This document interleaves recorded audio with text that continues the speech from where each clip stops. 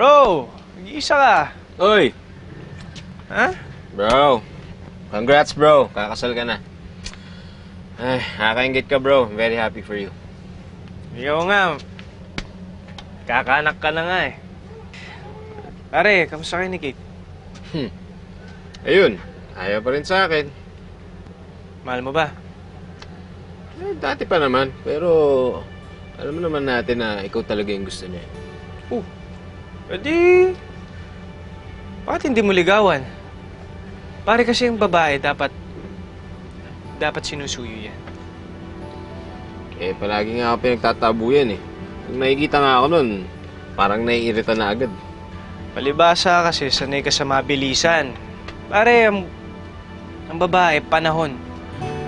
At pagmamahal ang kailangan niya. Yun lang ang pakita mo. Tsaka, bro, magkakaanak na kayo. Mas may dahilan ka ngayon para mas lalong mahalin si Kate.